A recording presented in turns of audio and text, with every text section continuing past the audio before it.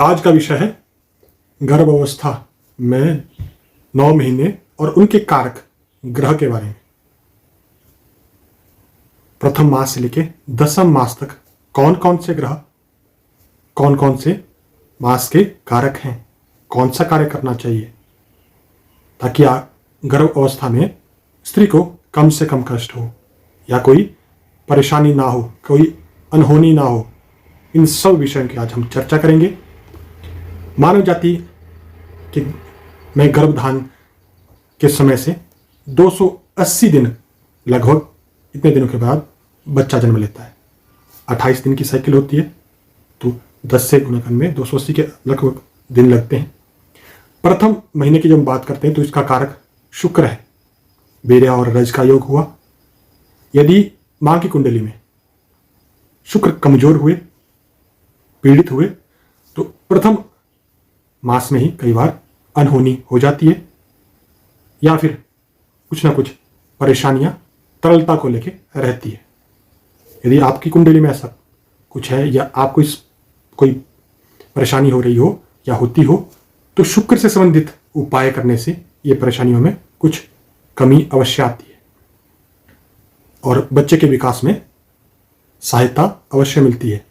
अब दूसरे महीना प्रारंभ होता है। इसका कारक मंगल है। तरल से मंगल जो है वो पृथ्वी पुत्र है।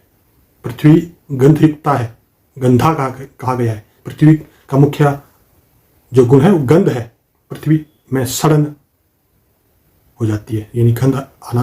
तो देखा जाता है कि दूसरे महीने में महिलाओं को गर्भावस्था के दूसरे महीने में बदबू लगना प्रारंभ हो जाती है। इसका मुख्य कारण मंगल है। ये एक सामान्य प्रक्रिया है, परंतु यदि आपकी कुंडली में मंगल खराब हुए, पीड़ित हुए, तो परेशानियां होती है, ज्यादा होती है। किसी को बहुत ज्यादा बदबू आना प्रारंभ होती है, यानी हर चीज से बदबू और अधिक से अधिक परेशानी होती है, ज्यादा उल्टी होती है। तो यदि आपकी कुंडली में मंगल खराब है तो ऐसा आपके साथ अधिक होगा। मंगल से संबंधित उपाय कीजिए, परेशानियां कम होगी।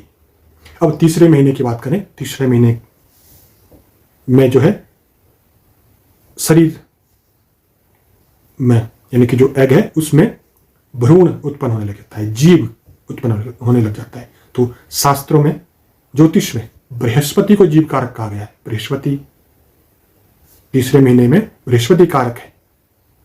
अब उस पिंड में बृहस्पति अंकुरित हो रहे हैं। तो यदि आपकी कुंडली में बृहस्पति खराब हुए तो बालक का शरीर में जो अंकुर उत्पन्न हो रहा है वो अंकुर उत्पन्न नहीं होगा। इसलिए कई बार तीसरे महीने में कुछ अनहोनी हो जाती है। तो यदि कुंडली में बृहस्पति अच्छा है तो ऐसा नहीं होगा। यदि ऐसा होता है आपके साथ अधिकांश के तीसरे महीने में, तो आप अपने बृहस्पति को ठीक कीजिए। बृहस्पति के ठीक होने से ये परेशानियां ठीक हो जाएगी। और ऐसे भी यदि आप अपने बृहस्पति से संबंधित उपाय करते हैं, खासकर बृहस्पति के मंत्रों का जाप, तो बच्चे का जो विकास होगा, जो भ्रूण का विकास होगा, वो अच्छा होगा। चौथे महीने की बात करें तो चौथे महीने में बात होती है सूर्य की। सूर्य हड्डियों का कारक है और चौथे महीने में हड्डियां बनना प्रारंभ हो जाती है। तो ये आपकी कुंडली में सूर्य खराब हुए तो फिर बच्चे की हड्डियों में परेशानियां हमेशा रहेगी, उसकी हड्डियां कमजोर रहेगी। इसलिए डॉक्टर कहते हैं कि कैल्शियम ज्यादा लो। तो आप भी सूर्य से संबंधित ज्यादा उपाय कीजिए। सूर्य आदित्य हृदय स्तोत्र का पाठ कीजिए, क्योंकि सूर्य सिर्फ हड्डियों का कारक ही नहीं है, आत्म विश्वास का भी कारक है।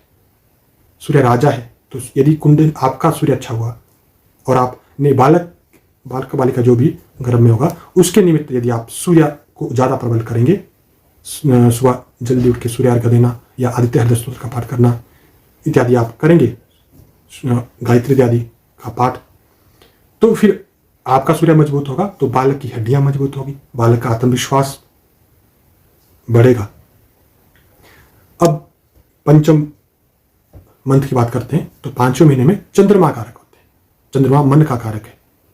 अब तरलता का भी कारक है। अब नसें बन रही हैं, अब चमड़ी बन रही है।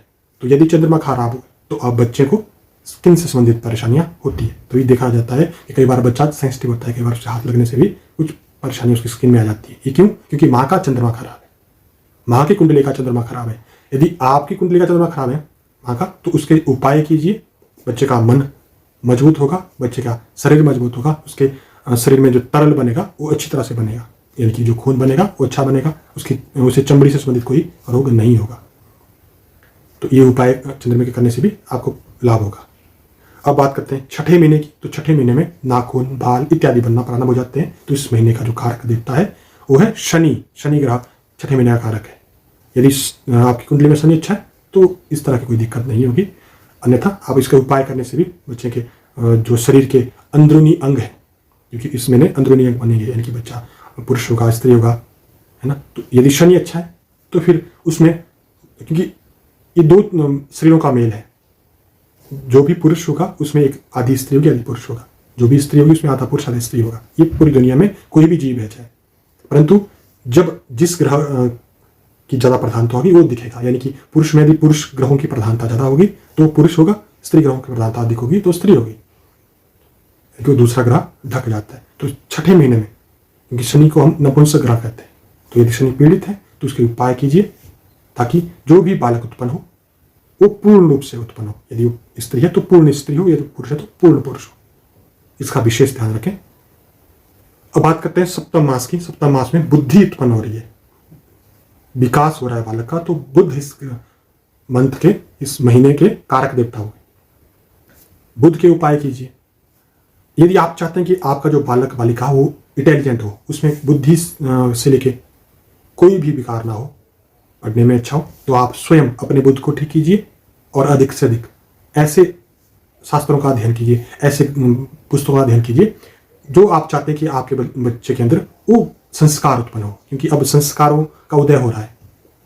जो चीज आप करोगे आपका बालक भी उसी में महारत हासिल करेगा, यानी कि सातवें महीने में जो आपने कार्य किया आगे चलकर बच्चे के जीवन में उस चीज की प्रधानता अधिक होगी। आप यदि डांस करते हैं या डांस का शौकीन रखते हैं, ज़्यादा नृत्य देखते हैं, तो बालक आगे चल के नृत्य में ज़्यादा महारत हासिल करेगा।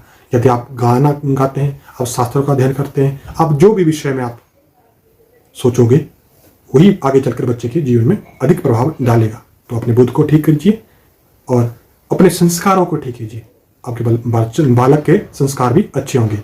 अब 8वें महीने की बात करें तो उसमें जो आपकी कुंडली का, इनकी माँ की कुंडली का जो लग्नेश होगा वो प्रभावी होगा। इसलिए यदि आपकी कुंडली का लग्नेश खराब हुआ तो 8वें महीने में परेशानियां अधिक होती है, बच्चा ज्यादा परेशान करने लग जाता है।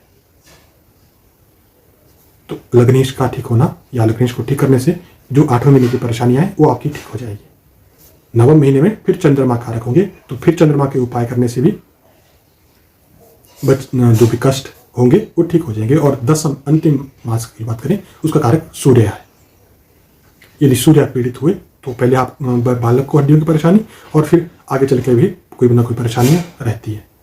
यदि सूर्य के साथ शनि इत्यादि का योग हुआ और शनि से पीड़ित हुए तो भी कई बार सजेरियन आ जाता है, उसमें भी राहु की युति, केतु की युति। यदि राहु की युति हुई तो ऑपरेशन होगा और वो भी नॉर्मल हो जाएगा। यदि केतु पीड़ित हुए तो फिर दर्द अधिक होगी। वैसे तो इस प्रक्रिया में ही दर्द होती है, प्रक्रिया ही दर्द भरी है, परंतु उसमें भी अधिक दर्द होना और कई बार इतनी दर्द होना कि उसे माताएं सहन नहीं कर पाती। तो इन ग्रहों के उपाय करने से आपके बालक का भविष्य भी सुधरेगा और आपकी जो वर्तमान परिस्थिति होगी या जो भी स्थिति, माता को कष्ट भी कम होंगे। तो जो भी कुंडली में इनकी कुंडली में जो भी ग्रह कमजोर है तो उस महीने आपको कष्ट अधिक होंगे।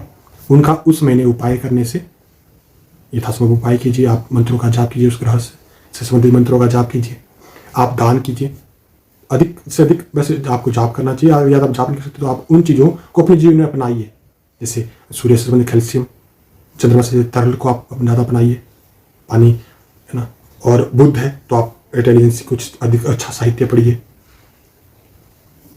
इस तरह से आप चीज़ों को अपना सकते हैं। और यदि मंगल है तो आप थोड़ा थोड़ा शारीरिक काम भी कीजिए, यानी कि दूसरे महीने में आप थोड़ा थोड़ा व्यायाम कीजिए, थोड़ा शरीर को आराम के साथ साथ कुछ ना कुछ, बल्कि मंगल सहन शक्ति, तो आप सहना, आप अपने आत्मविश्वास को बढ़ाइए ताकि आप कुछ सह सकते हैं।